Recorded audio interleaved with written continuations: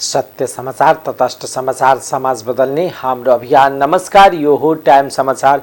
म वीरेन्द्र मनसुर। गरौँ 119 जनामा कोरोना संक्रमणको पुष्टि सम्बन्धी प्रसङ्गबाट। बुधबार पछिल्लो 24 घण्टामा 119 जनामा कोरोना भाइरस संक्रमणको पुष्टि भएको छ। पीसीआर र एन्टिजेन गरी 4084 जनाको नमुना परीक्षण गर्दा 119 जनामा संक्रमण भाइरसको पुष्टि भएको स्वास्थ्य तथा जनसङ्ख्या मन्त्रालयले जनाएको छ। थप 130 जना कोरोना भाइरस संक्रमित निको भएका छन्। पछिल्लो 24 घण्टामा कोरोना भाइरसका संक्रमणका कारण कसैको पनि ज्यान गएको छैन। नेपालमा कोरोना भाइरस सक्रिय संक्रमितको संख्या 2179 जनामा झरेको छ। पछिल्लो 24 घण्टामा कोरोना विरुद्धको खोप लगाएको विवरण प्राप्त नभएको स्वास्थ्य तथा जनसङ्ख्या मन्त्रालयले जनाएको छ। महोत्तरीको मटिहानी नगरपालिकाले माध्यमिक शिक्षा तथा परीक्षामा उत्तीर्ण गरी कक्षा 11 को अध्ययन थालेका 53 छात्रालाई साइकल प्रदान गरिएको छ। छोरी शिक्षालाई प्रवर्धन गर्ने उद्देश्यले मटिहानी 8 स्थित श्रीराम माध्यमिक विद्यालयमा अध्ययनरत ती छात्राहरूलाई साइकल प्रदान गरिएको हो। विक्रम सम्वत 2076 सालदेखि नै नगरपालिकाले नगर क्षेत्रभित्रका विद्यालयमा कक्षा 11 मा नामाङ्कन गराएर अध्ययन गर्ने छात्रालाई साइकल प्रदान गर्दै आएको छ। मेयर हरिप्रसाद मण्डलले साइकल प्रदान गर्दै साइकलले छात्राहरूमा आत्मविश्वास बढ्ने र पढाइमा उत्प्रेरित गर्ने बताउनुभयो। उहाँले यो कार्य महिला सशक्तिकरणकै एक महत्त्वपूर्ण पाटो रहेको बताउनुभयो। साइकल पाएपछि छात्राको विद्यालय उपस्थितिमा नियमितता बढेको विद्यालयका शिक्षक श्री श्रेष मिश्रले बताउनुभयो। मटिहानी नगरपालिका भए पनि अधिकांश ग्रामीण परिवेशका बस्ती छन्। यहाँका विद्यालयमा पढ्ने छात्रा अधिकांश दलित जनजाति समुदायका गरिब परिवारका छन्। सप्तरीमा नेपाल भारतको 10 गजा क्षेत्रमा एक पहाडी मूलका पुरुषको शव फेला परेको छ। तिलाठी कोइलाडी गाउँका एक भन्सार चौकीदेखि रामपुर मलहनिया जाने बाटोको दाहिने साइड कुनौली जाने 10 गजामा बुधबार बिहान करिब 6:30 बजेको समयमा करिब 40-45 वर्षीय पुरुषको शव फेला परेको जिल्ला प्रहरी कार्यालय सप्तरीले जनाएको छ। पहाडी मूलको जस्तो देखिने पुरुष व्यक्ति घोप्टो मृतक अवस्थामा रहेको स्थानीयले खबर गरेपछि प्रहरीले घटनास्थल पुगेर लास जाँच मुसुल्का गरेको र मृतकको हालसम्म शनाखत नभएकोले सबलाई पोस्टमार्टमका लागि गजेन्द्र नारायण सिंह अस्पताल राजविराजको शवगृहमा सुरक्षित राखिएको प्रहरी प्रवक्ता डीएसपी माधव प्रसाद काफ्लेले जानकारी दिनुभयो। यस सम्बन्धमा थप अनुसन्धान भइरहेको जिल्ला प्रहरी कार्यालयले जनाएको छ।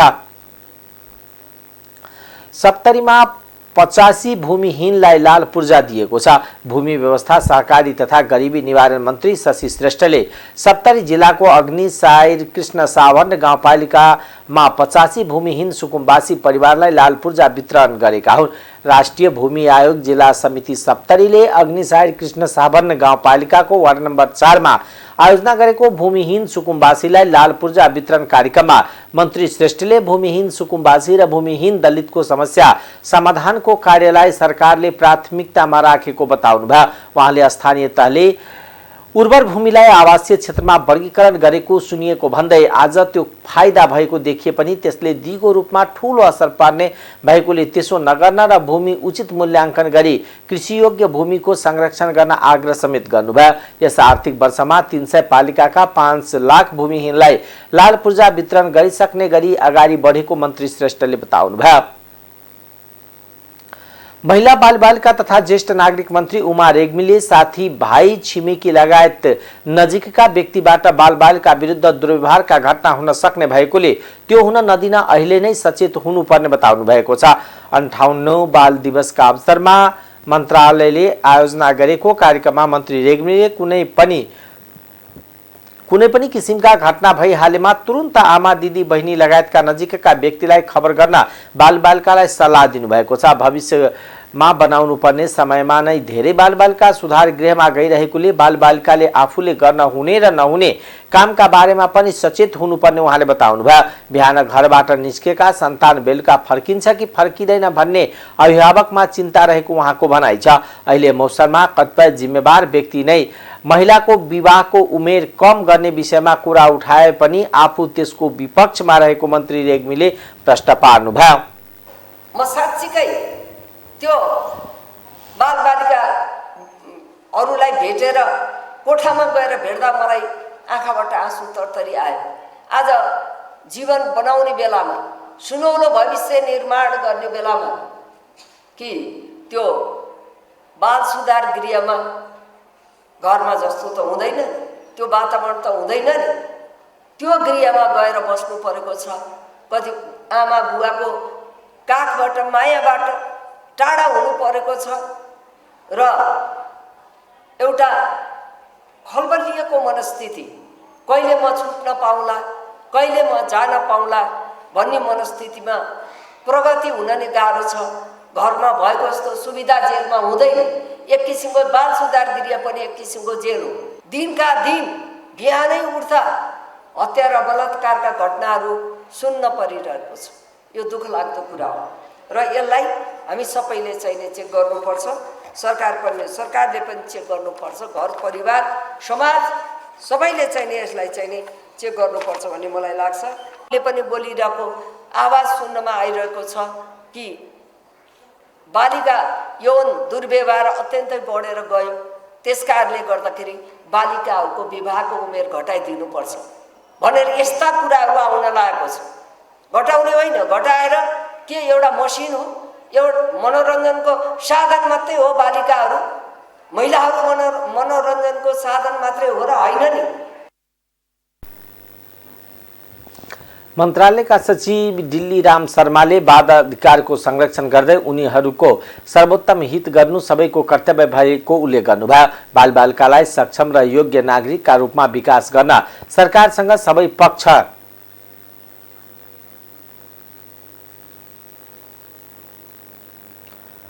साथ सहयोग र समन्वय गर्नुपर्ने मा जोड दिनुभयो। राष्ट्रिय मानवाधिकार आयोगकी सदस्य लीला थापाले धेरै बालबालिका शिक्षाबाट नै हिंसामा परेको धेरै उजुरी आयोगमा आइरहेको उल्लेख गर्नुभयो। अहिले 20-21 वर्षका धेरै युवा जानेर वा नजानेर साइबर अपराधमा संलग्न हुँदा त्यसप्रति सचेत हुन उहाँले बालबालिकालाई अनुरोध गर्नुभयो। प्रधानमन्त्री शेरबहादुर देउवाले वर्तमान सरकारले लगानीका क्षेत्रको विस्तार गर्दै सार्थक वातावरण सुनिश्चित गर्न लागि परेको बताउनु भएको छ। उहाँले लगानीकर्तालाई सबै प्रकारको सुविधा उपलब्ध गराउँदै विकास र समृद्धि प्रतिको आकांक्षा पूरा गर्न आवश्यक पर्ने दायित्वप्रति प्रतिबद्ध रहेको बताउनुभयो। लगानी बोर्डले आयोजना गरेको दिगो पूर्वाधार लगानी फोरम 2022लाई सम्बोधन गर्दै उहाँले दिगो विकास र भविष्य निर्माण गर्न हाम्रो समझदारी र सहकारीलाई अझ बलियो बनाउनु पर्ने आवश्यकता उल्याउनु भयो। हामीसँग दिगो विकासको लक्ष्यको कार्यान्वयनमा ध्यान केन्द्रित गर्ने अवसर रहेको बताउनु भयो। प्रधानमन्त्री देउवाले सीमित स्रोत र साधनका कारण अर्थतन्त्रलाई प्रवर्धन गर्न, पूर्वाधारलाई रूपान्तरण र आधुनिकीकरण गर्न प्रयोग गर्नुपर्ने बाध्यता सुनाउनु भयो। सरकारले पूर्वाधारका विकासलाई केन्द्रमा राखेर 15औं आधुनिक योजना कार्यान्वयन गर्दै आएको जानकारी दिँदै उहाँले सन् 2045 सम्ममा शून्य कार्बन उत्सर्जनको लक्ष्य हासिल गर्न अन्तर्राष्ट्रिय स्तरमा प्रतिबद्धता व्यक्त गरिएको र त्यो पूरा हुने विश्वास व्यक्त गर्नुभयो। दिगो विकास लक्ष्य हासिल गर्न पूर्व निर्धारित 19 अर्ब अमेरिकी डलर आवश्यक पर्ने भए पनि महामारी र भू राजनीतिक संकटले थप आवश्यकताको खोजी गरेको उहाँको भनाइ छ। सरकारले आन्तरिक रूपमा निजी क्षेत्र र विदेशी लगानीकर्ता दुवैलाई पूर्वाधार क्षेत्रमा लगानीका लागि आमन्त्रण गरेको र त्यसका लागि सरकारको तर्फबाट गर्नुपर्ने सबै प्रकारका सहयोग उपलब्ध गराउन तत्पर रहेको उहाँले बताउनुभयो।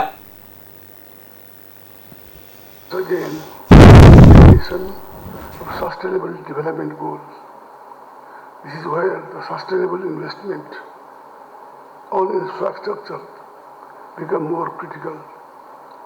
We must understand that the investment of infrastructure that does not generate employment, does not foster economic growth, and does not contribute to promoting resilience cannot build an inclusive and sustainable recovery. The math is very simple. Our limited resources should be used to transform and modernize infrastructure, promoting greener jobs and a greener economy. I am pleased to inform you that we have incorporated this spirit, including through mainstreaming SDGs into our national plan, policies and programs. The government has been implementing the 15th pediatric plan with a focus on development and resilience infrastructure. We have made national commitment to reach a scenario of net zero greenhouse gas emission by 2045. However, it is easier said than done. According to the pre-pandemic estimate, around $19 billion would be required to achieve SDGs. The pandemic and consequences of geopolitical crisis have further accentuated this need. We plan to graduate from the LDC category by 2026. Our LDC graduation will not be smooth, sustainable and irreversibly further explored and utilized. उहाँले सार्वजनिक निजी समझदारी मार्फत अवसरको थप खोजी र सदुपयोग गर्नुपर्ने बताउनु भएको छ। लगानी बोर्डले वैदेशिक लगानी भित्र्याउनका लागि निर्णायक भूमिका खेलेको जानकारी दिनुहुँदै उहाँले 33 आयोजनाका लागि करिब 9 खर्ब बराबरको लगानी स्वीकृत गरिसकेको बताउनुभयो। तीमध्ये धेरै आयोजना हरित र स्वच्छ ऊर्जासँग सम्बन्धित रहेको बताउनुभयो। लगानीकर्तालाई द्रुतगतिका सेवा प्रदान गरी लगानीमा वृद्धि गर्दै उनीहरूको विश्वासलाई थप विस्तार गर्न सरकार प्रयासरत रहेको प्रधानमन्त्री देउवाले बताउनुभयो। उहाँले दिगो पूर्वाधार विकासका लागि लगानी सुरक्षित गर्न व्यावसायिक उपायका अन्वेषण र समझदारी गर्ने प्रयासका रूपमा आफूले लिएको बताउनुभयो। राष्ट्रिय सभाको बैठकले प्रतिनिधि सभाबाट सन्देश सहित प्राप्त बीमा विधेयक 2075 र सार्वजनिक ऋण व्यवस्थापन विधेयक 2076 लाई दफावार छलफलका लागि विधायन व्यवस्थापन समितिमा पठाएको छ।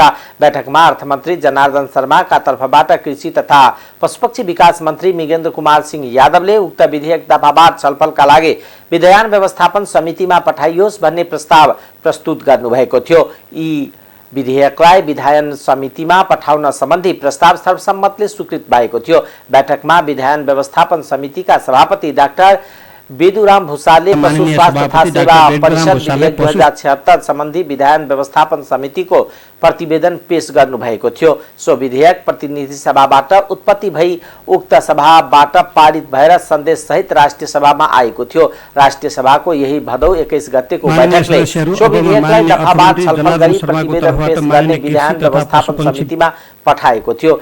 समितिको यही भदौ 24, 26 र 27 र 28 गते बसेको बैठकमा विधेयकमाथि छलफल भएको सभापति भूषालले जानकारी गराउनुभयो। समितिले कृषि तथा पशुपक्षी विकास मन्त्री मन्त्रालयका सचिव र विभिन्न मन्त्रालयका पदाधिकारी लगायतसँग विधेयकको सम्बन्धमा छलफल गरेको थियो। विधेयकका विभिन्न दफामा समूहगत व्यक्तिगत गरी कुल 26 सांसदले 86 बुन्दामा संशोधन प्रस्ताव राख्नु भएको थियो। बैठकमा राष्ट्रिय सभा अध्यक्ष गणेश तिमल सिन्हाले राष्ट्रपति कार्यालयबाट प्राप्त खानेपानी तथा सरसफाई विधेयक 2079 तथ्याङ्क सम्बन्धी कानूनलाई संशोधन गर्न एकीकृत गर्न बनेको विधेयक 2079, स्ट्यान्डर्ड नाप तथा तौल ऐन 2025 लाई संशोधन गर्न बनेको विधेयक 2079, प्रत्यायन सम्बन्धमा व्यवस्था गर्न बनेको विधेयक 2079, सार्वजनिक पद धारण गर्ने व्यक्तिको शपथ सम्बन्धी व्यवस्था गर्न बनेको विधेयक 2079 र योगमाया आयुर्वेद विश्वविद्यालयको सम्बन्धमा व्यवस्था गर्न बनेको विधेयक 2079 विधेयक प्रमाणीकरण सम्बन्धी पत्र पढेर सुनाउनु भएको थियो। संघीय संसदका दुवै सदनबाट पारित भई नेपालको संविधानको धारा 113 को उपधारा 1 बमोजिम प्रमाणीकरणका लागि पेश भएका ती विधेयक राष्ट्रपतिले विभिन्न मितिमा प्रमाणीकरण गर्नुभएको थियो।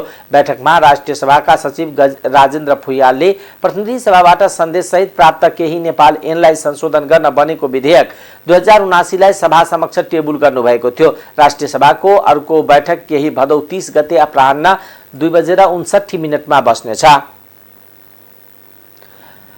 नेकपा माओवादी केन्द्रका अध्यक्ष एवं पूर्व प्रधानमन्त्री पुष्पकमल दाहालले संक्रमणकालीन न्यायको विषयलाई राजनीतिकरण गर्न नहुने बताउनु भएको छ।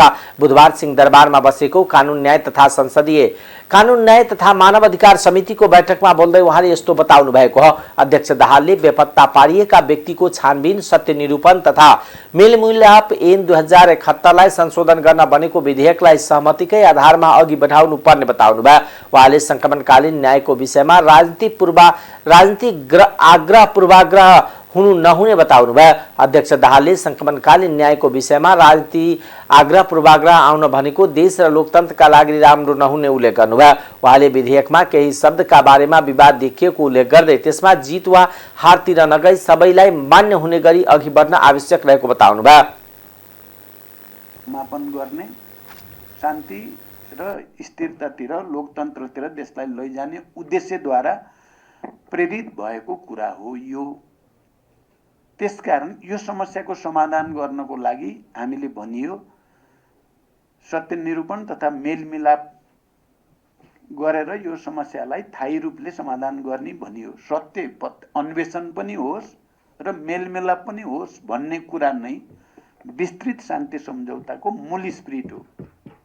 म सबै मान्य सदस्यहरूलाई के कुरा एकचोटि स्मरण गराउन चाहन्छु भने यो विषयमा दुईटा हस्ताक्षरकर्ता 7 राजनीतिक दलको तर्फबाट तत्कालीन प्रधानमन्त्री गिरिजाप्रसाद कोइराला र तत्कालीन नेकपा माओवादीको तर्फबाट मैले हस्ताक्षर गर्ने क्रमसँगै र अन्तरिम संविधानको ड्राफ्ट गर्ने बेलामा दुईटा हस्ताक्षरकर्ताको कुरो थोरै अन्तर परेको थियो। गिरिजाप्रसाद कोइराला हुनुहुन्थ्यो कि यो विषयलाई फेरि छानबिन, फेरि अध्ययन, फेरि कानुनी नबनाऊ, संविधानमै उल्लेख गरौँ, अब फर्गिभ एन्ड फर्गेट यो चलन छ।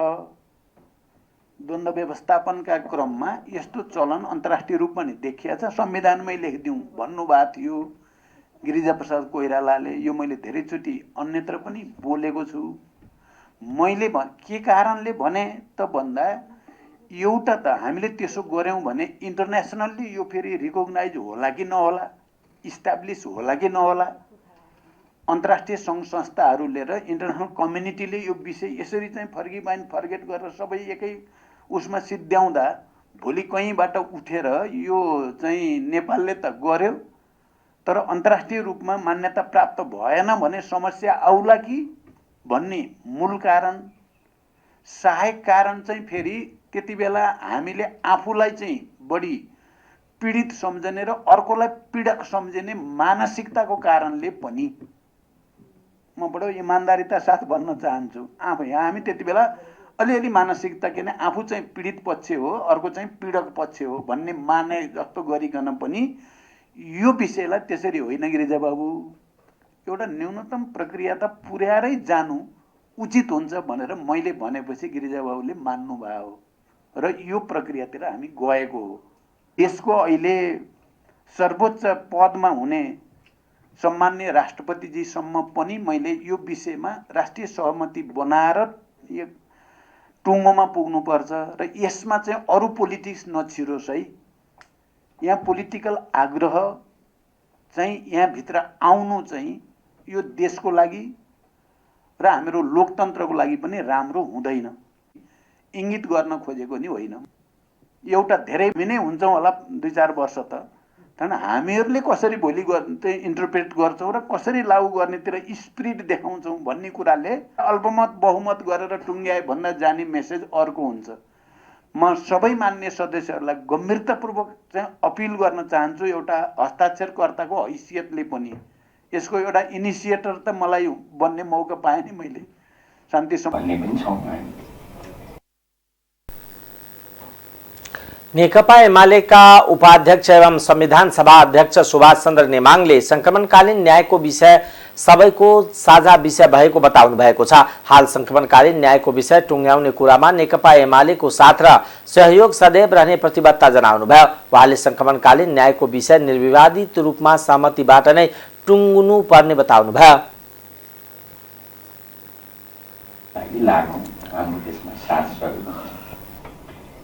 एक दुईवटा प्रसङ्ग आयो त्योसँग जोडेर म यो कुरा आग्रह गर्छु। जस्तो उदाहरणको लागि माथि पुनरावलोकनमा गयो, पुनरावलोकन जाँदा चाहिँ कुन कानुन लागू हुन्छ मैले त प्रष्ट बुझेको है, सोझो बुझाइ त्यसमा पनि हामी छलफल गरौँ।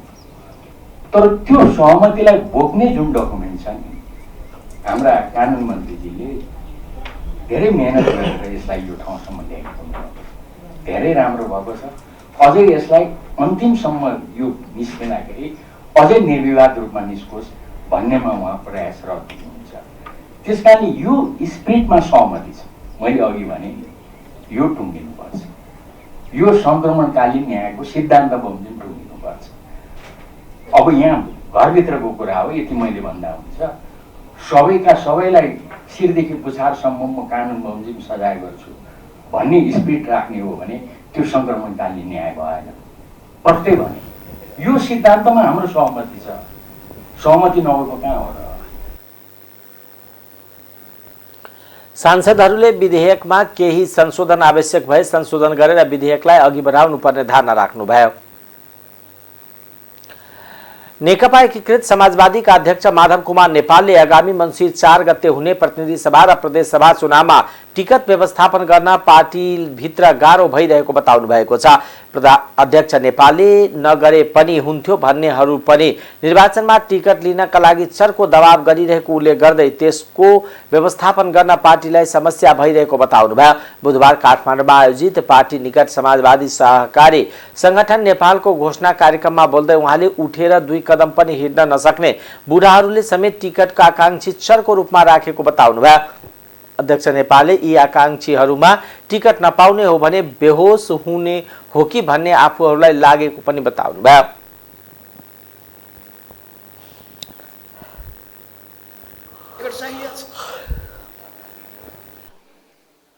अब टिकट नपाउने हो भने कतिजना फेन्ट हुने हुन् थाहा छैन।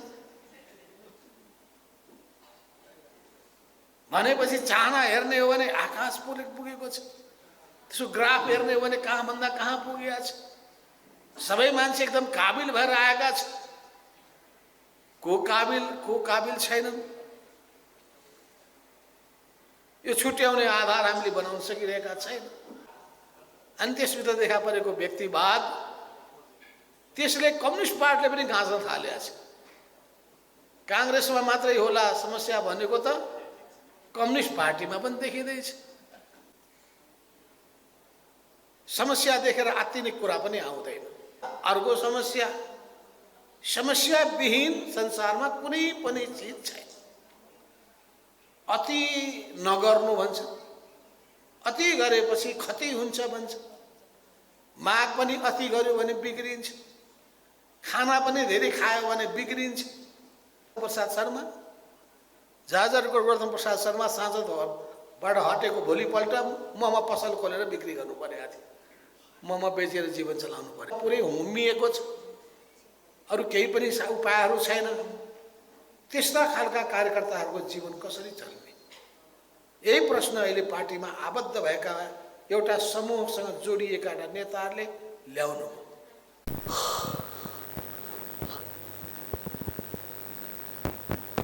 अध्यक्ष नेपालले पार्टीका नेता कार्यकर्ताहरूलाई कुनै व्यवसाय वा रोजगारमा जोड्नु पनि पटक पटक सचेत गराउनुभयो।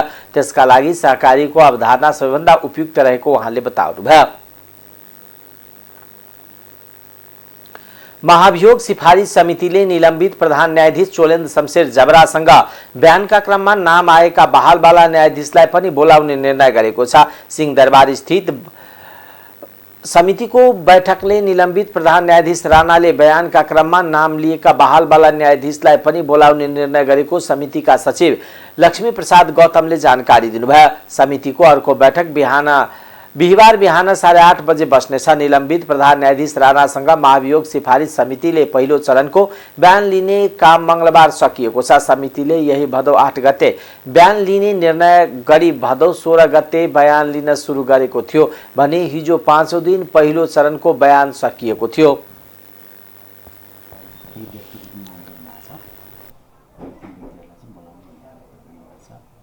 यही विषयमा थियो, यो मान्छे बोलाउनु पर्ने विषयको कुरालाई चाहिँ भोलिलाई समय दिएर, भोलि चाहिँ विभिन्न समय लिएर एउटा जस्तो अधिवक्ताहरूलाई एउटा समय भयो भने पूर्व प्रधान न्यायाधीशहरूलाई अर्को समय, त्यस्तै गरी अर्को ढङ्गले त्यही ढङ्गले बोलाउनु भएको छ। कसलाई बोलायो भन्ने विषयको कुरा, बोलाउने भन्ने विषयको कुरा चाहिँ अब हामी यहाँ लिस्ट यहाँ हेर्दैछौँ, सबै त्यो बयान डिटेल हेरेर त्यसका आधारमा उहाँले नाम लिएका व्यक्तिहरूलाई बोलाउने भन्ने उसमा राणा विरुद्ध गत फागुन 1 मा प्रतिनिधि सभाका 98 सांसदले महाभियोग प्रस्ताव दर्ता गर्नुभएको थियो। संसदले महाभियोग सिफारिस समिति गठन गरे पनि यही भदौ 1 गते पहिलो बैठक बसेको थियो। राणा विरुद्ध नेपाल बार एसोसिएसन र सर्वोच्च बार एसोसिएसनले महाभियोग पुष्टि गर्न 34 बुन्दे पत्र समितिलाई बुझाएको थियो। उक्त पत्रमा महाभियोग लगाउने आधार र कारण समेत समेटिएको छ। समितिले निलम्बनमा पर्नुभएका प्रधान न्यायाधीशलाई प्रश्नहरू सोध्न र राणाले प्रश्न जवाब दिने पहिलो चरणको क्रम सकिए पनि पूरक प्रश्न सोध्ने र बयानका क्रममा आएका व्यक्तिसँग पुनः सवाल जवाब गर्ने समितिको तयारी छ। पूर्व न्यायाधीश फोरमले संसदको कार्यकाल सकिँदैमा प्रधान न्यायाधीश चोलेन शमशेर जबरा विरुद्ध दर्ता भएको महाभियोग निष्क्रिय नहुने बताएको छ। चुनावपछि आउने नयाँ प्रतिनिधि सभाले पनि यो महाभियोगलाई स्वीकार गरेर जबरा दोषी हो वा निर्दोष हो भन्ने टुङ्गो गर्नुपर्ने फोरमले बताएको छ। जबरा विरुद्ध 1 फागुन 2078 मा दर्ता भएको महाभियोग प्रस्ताव हाल सिफारिस समितिमा विचाराधीन छ। तर महाभियोग टुङ्गो नलाग्दै समितिको कार्यकाल सकिन भएपछि जबरामाथि लागेको अभियोग के हुन्छ भन्ने अन्यल छ। पूर्व न्यायाधीश फोरमले बुधबार पत्रकार सम्मेलन गरी जबरा सर्वोच्चमा फर्किन नमिल्ने बताएको छ। फोरमका अध्यक्ष टोपबहादुर सिंहले निष्क्रिय हुँदैमा आगामी संसदले टेक ओभर गर्नुपर्छ। उहाँले निर्दोष वा दोषी के हो प्रमाणित गर्नुपर्छ। अन्तर्राष्ट्रिय अभ्यास पनि यही रहेको भन्दै पूर्व न्यायाधीश फोरमका उपाध्यक्ष पवन कुमार ओझाले अहिले हतारमा निर्णय गरेर टुङ्गो लगाउन खोज्दा आरोपितमाथि अन्याय हुने पनि सक्छ, आवश्यक ट्रायल पनि नपुग्न पनि सक्छ। उहाँले अगाडि यो हतारमा सक्नेतर्फ नलाग्न र 2-3 महिनामा अर्को संसद आउँदैछ र प्रधान न्यायाधीशको पदावधि सकिए पनि त्यही संसदले सही पत्ता लगाउनु पर्ने बताउनुभयो। तर महाभियोग लागेर बयान दिने जुन प्रक्रिया सुरु भएको छ र संसदले प्रतिनिधि सभाले जुन यो छानबिन समिति गठन गरेको छ, संविधान बमोजिमको गठन भएको छ र त्यो चिज नेपालको इतिहासमा पहिलो घटना हो र न्यायिक जुन किसिमको यो छानबिन समिति छ त्यसको अधिकार के हुन्छ भन्ने बारेमा वास्तवमा चाहिँ संविधानमा पनि उल्लेख गरिएको छैन र कानुन र अन्य चिजहरूमा उल्लेख गरिएको छैन। त्यस सम्बन्धमा अब अहिले के छ भने महाभियोगको सम्बन्धमा 43वटा प्रश्न जिज्ञासा जो छ त्यसलाई पूर्ति गर्ने हामीले प्रयास गरिरहेका छौँ। न्यायाधीश फोरम नेपाल एवं सो संस्थासँग आबद्ध रहेका समस्त पूर्व न्यायाधीशहरूप्रति लक्षित गरी अमर्यादित शब्द प्रयोग गरेको सन्दर्भमा यस फोरमको गम्भीर ध्यानाकर्षण भएको छ। पूर्व न्यायाधीश फोरमले खेद प्रकट गर्दछ। साथै पूर्व न्यायाधीश फोरमसँग आबद्ध पूर्व प्रधान न्यायाधीश वा न्यायाधीशले निलम्बित प्रधान न्यायाधीशसँग कुनै पनि कुराको भागबण्डा, सहुलियत वा सुविधा लिएको वा माग गरेको तथ्य पुष्टि गर्न समेत चुनौती छ।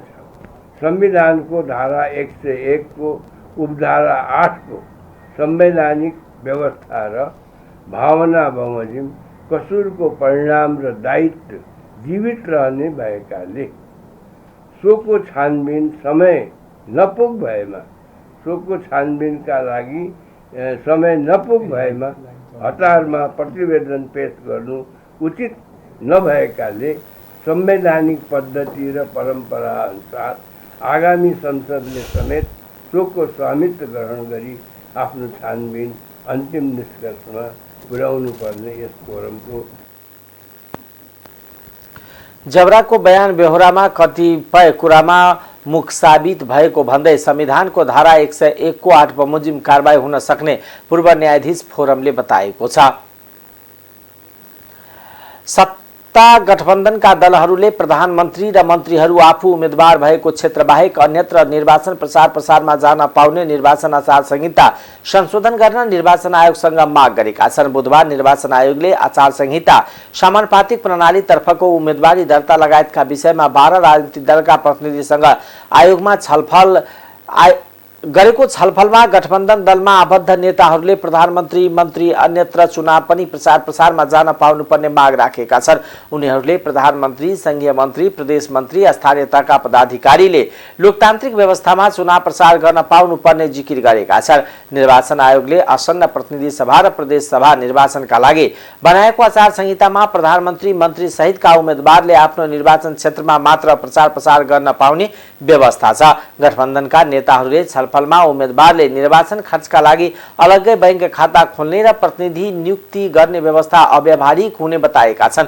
प्रधानमन्त्री र मन्त्रीले निर्वाचन प्रसार गर्न नपाउने निर्वाचन आयोगको आचार संहिता प्रति प्रमुख राजनीतिक दलहरूले विरोध गरेपछि उक्त व्यवस्था संशोधन गर्न निर्वाचन आयोग सकारात्मक बनेको छ। बुधबार आयोग र दलका प्रतिनिधि बीच भएको छलफलमा प्रमुख निर्वाचन आयुक्त दिनेश कुमार थपलियाले दलहरूको चासोलाई सकारात्मक रूपमा लिँदै सल्लाह गरेर मिलाउन आश्वासन दिनुभएको छलफलमा सहभागी नेपाली कांग्रेस पार्टी कार्यालयका सचिव केशव रिजालले जानकारी दिनुभयो।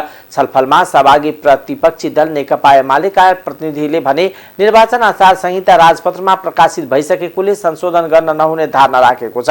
प्रधानमन्त्री, मन्त्री अन्यत्र चुनाव प्रचारमा जान पाउनुपर्ने विषयमा आफूहरूको आपत्ति नभए पनि निर्वाचन कार्यक्रम नै प्रकाशित भएर आचार संहिता पनि राजपत्रमा प्रकाशित भइसकेको अवस्थामा संशोधन गर्न नहुने एमाले निर्वाचन विभाग सचिव केदार कोइरालाले बताउनुभयो। बन्द सूचीमा नाम भएका व्यक्तिहरूको कानुन बमोजिमको अवधि प्रतिनिधि सभा र प्रदेश सभाको कार्यकाल भर रहनेछ भन्ने व्यवस्था रहेको आयो। तदनुसार अब निर्वाचन आयोगले निर्वाचन आयोग ऐन 2073 को दफा 49 अहिले त्यही अवस्था छ। जो कुनै पदमा पदासीन रहेको व्यक्ति, राजनीतिक व्यक्ति कुनै ठाउँको उम्मेदवार हुन्छ भने त्यो उम्मेदवारी भएको ठाउँमा उहाँले सार्वजनिक स्रोत साधनको प्रयोग नगरिकन आफ्नो प्रचार गर्न पाउनुहुन्छ। अन्यत्र जाँदाखेरि चाहिँ आयोगको परामर्शमा सार्वजनिक स्रोत साधनको प्रयोग नगरिकन मात्रै जान पाउने अभ्यास हुँदै आएकोमा आदरणीय पूर्णबहादुर खड्काले आफ्ना धारणाहरू राख्नुभयो र विभिन्न दलहरूका विचारहरू प्रस्तुत भए, जसमा चाहिँ सबै दलको सामान्यतया बन्द सूचीका बारेमा एउटै धारणा आयो। त्यो के थियो भने र निर्वाचन आयोगले त्यसलाई के स्वीकार गरेको छ भने निर्वाचन आयोगले 2-3टा विकल्प अगाडि सारेको थियो। त्यो विकल्प के थियो भने राजनीतिक दलले आफ्नो बन्द सूचीको नाम आफैले फिर्ता लिने अथवा निर्वाचन आयोगले नै त्यसलाई एउटा सूचना निकालेर त्यो बन्द सूची फिर्ता भएको जानकारी गराउने, त्यो पदावधि कति समय रहने भन्ने कुराको बारेमा अहिले पनि स्पष्ट रूपमा न संविधानमा लेखिएको छ न कुनै कानुनमा लेखिएको छ। पदावधिको त्यो बन्द सूची स्वतः समाप्त हुने भनेर जाने भन्ने खालको कुरा भएको छ एउटा। र दोस्रो कुरा चाहिँ हामीले के उठायौँ भनेर भन्दाखेरि 2 र 3 गते बन्द सूचीको प्रक्रिया सुरु भइसके पछाडि 9 देखि 16 सम्म चाहिँ त्यो सच्याउने प्रक्रिया र अब विभिन्न खालको कुराहरू हुन्छ। 17 गते पछाडि त नाम सच्याउने कुराको सम्भावना हुँदैन, त्यो एक प्रकारको ढुङ्गाकै अक्षर हुन्छ। यो उहाँको भाषा है, निर्वाचन आयोगको भाषा। र 2 र 3 गते बन्द सूची पेश गरिसकेपछि 9 र 16 मा चाहिँ जुन सच्याउने खालको कुराहरू हुन्छ त्यसलाई चाहिँ सहजतापूर्वक कुनै अप्ठ्यारो नपर्ने गरिकन हामीले जति सम्भव छ हामी दलहरूलाई सहयोग नै पुग्ने गरिकन र त्यो सच्याउने प्रक्रिया गर्छौँ भनेर भन्नुभयो। र तेस्रो कुरा भनेर भनेको चाहिँ आचार संहिताको सन्दर्भमा अघिल्लो 6 गते हामीलाई आचार संहिताको निम्ति उहाँहरूले मस्यौदा दिनुभयो। मस्यौदाका आधारमा हामीले छलफल गऱ्यौँ, त्यसमा हामीले सुझावहरू दियौँ। त्यति मात्र होइन, 10 गतेको दिन हामी 5 दलीय सत्ता गठबन्धनको तर्फबाट लिखित रूपमाहरू पनि दियौँ। केही त्यसमा व्यवहारिक खालका चाहिँ बेमेलका कुराहरू थिए, ती कुराहरू उहाँहरूले सच्याउने कुराहरू गर्नुभएको थियो। तर भदौ 27 गते राष्ट्रिय सभाको राष्ट्रिय सरोकार तथा समन्वय समितिको बैठकमा एमाले संसदीय दलका उपनेता सुभाष नेमाङले प्रधानमन्त्री र मन्त्रीले चुनाव प्रचारमा जान नपाउने विषयमा संसदीय प्रणालीको मूल्य र मान्यता विपरीत भन्दै आपत्ति जनाउनु भएको थियो। नेपालको 4 दिने औपचारिक भ्रमणमा रहनुभएका चिनिया जन कांग्रेस थाई समिति अध्यक्ष ली चान्सुले भक्तपुरको ऐतिहासिक सम्पदाहरूको अवलोकन गर्नुभएको छ। बिहान 9:20 ऐतिहासिक सम्पदा सूचीमा सूचीकृत भक्तपुर दरबार स्क्वायर पुग्नुभएका अध्यक्ष लीलाई भक्तपुर नगरपालिकाका प्रमुख सुनिल प्रजापति, संघीय सांसद प्रेम सुवाल, बागमती प्रदेशका सदस्य सुरेन्द्र राज गोसाई, सृजना गोसाई, नगरपालिकाका उपप्रमुख रजनी जोशी, भक्तपुरका प्रमुख जिल्ला अधिकारी रुद्रा देवी शर्मा लगायतका नगरपालिकाका सदस्यहरूले स्वागत गर्नुभएको थियो। अध्यक्ष ली सहित उहाँको नेतृत्वको प्रतिनिधि मण्डलका सदस्यहरूले नगरपालिकाले उहाँको स्वागतमा दरबार स्क्वायर डबलीमा प्रदर्शन गरेको ऐतिहासिक भैरव प्याख नाचको अवलोकन गर्नुभएको थियो। अध्यक्ष लीले यो नाचले चिनिया संस्कृति सम्झाएको भन्दै चीन र नेपालको सांस्कृतिक मिल्दो जुल्दो रहेको बताउनु भएको थियो। उहाँले भक्तपुर दरबार स्क्वायर 55 झ्याले दरबार स्वर्णद्वार सुन्धराको अवलोकन गर्नुभएको थियो। 55 झ्याले दरबारको बनावटलाई निकै चासोका साथ अवलोकन गर्दै उहाँले यहाँका सम्पदाहरूमा भूकम्पले पुर्याएको क्षतिबारे पनि जानकारी लिनुभएको थियो। टौमढीमा नगरपालिका यहाँका सम्पदा, कला, संस्कृति र नाचका तस्बिरहरू प्रदर्शन गरेको थियो।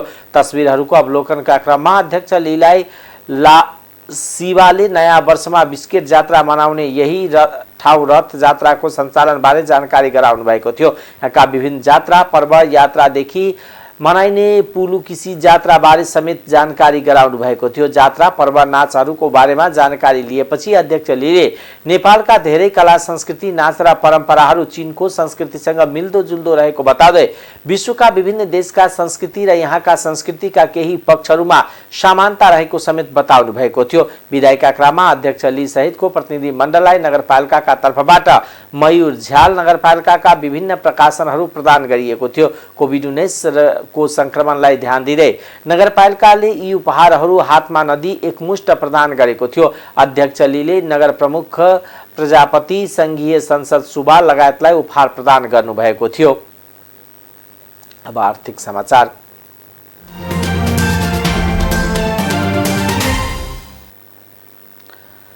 नेपाल राष्ट्र बैंकले नेपालमा 55 देशको प्रत्यक्ष वैदेशिक लगानी रहेको बताएको छ। राष्ट्र बैंकको हिजो सार्वजनिक गरेको प्रत्यक्ष वैदेशिक लगानी सम्बन्धी सर्वेक्षण प्रतिवेदन 77-78 मा उक्त कुरा उल्लेख गरिएको छ। 78 असार मसान्तसम्ममा नेपालमा 55 देशको प्रत्यक्ष वैदेशिक लगानी रहेको, जसमध्ये भारतबाट सबैभन्दा बढी अर्ब 81 करोड रुपैयाँ, त्यसपछि चीनबाट 33 अर्ब रुपैयाँ, आयरल्यान्डबाट 16 अर्ब 48 रुपैयाँ, सिङ्गापुरबाट 15 अर्ब 48 करोड रुपैयाँ र सेन्ट किट्स एन्ड नेसेबाट 14 अर्ब 51 करोड रुपैयाँ प्रत्यक्ष वैदेशिक लगानी रहेको देखिन्छ। राष्ट्र बैंकले जारी गरेको विज्ञप्तिमा उल्लेख छ।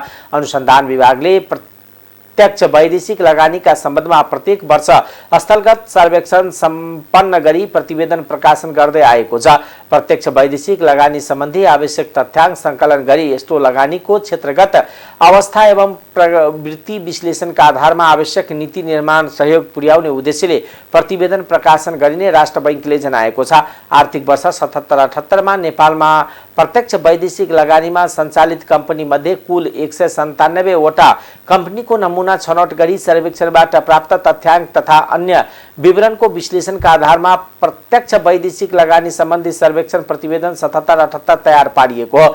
सर्वेक्षणबाट प्राप्त नतिजा अनुसार नेपालमा आर्थिक वर्ष 77-78 को अन्त्यसम्ममा कुल प्रत्यक्ष वैदेशिक लगानीको मौजाद अघिल्लो वर्षको तुलनामा 14.8% वृद्धि भई 2 खर्ब 27 अर्ब 95 करोड कायम रहेको छ। कुल वैदेशिक लगानी मध्ये चुक्ता पुँजीको अंश 53.9%, सिन्चिती 31.6% र कर्जाको अंश 14.5% रहेको छ। चुक्ता पुँजीको अंश 13.7% ले बढेकोले कुल प्रत्यक्ष वैदेशिक लगानीमा वृद्धि भएको हो। नेपालमा रहेको प्रत्यक्ष वैदेशिक लगानी मध्ये 60.5% औद्योगिक क्षेत्र र 39.4% सेवा क्षेत्रमा रहेको देखिन्छ। औद्योगिक क्षेत्र अन्तर्गत जलविद्युत क्षेत्रमा 30.8% र उत्पादन क्षेत्रमा 29.5% वैदेशिक लगानी रहेको देखिन्छ। त्यसैगरी कुल प्रत्यक्ष वैदेशिक लगानी मध्ये 26.9% सेवा अन्तर्गत बैंक तथा वित्तीय संस्था र बीमा कम्पनीहरूमा रहेको छ। समीक्षा वर्षमा वैदेशिक लगानीमा सञ्चालित उत्पादनमूलक कम्पनीको क्षमता उपभोग 64.9% रहेको पाइएको छ भने नाफाको दर करिब 14.7% रहेको पाइएको छ। अन्तर्राष्ट्रिय समाचार।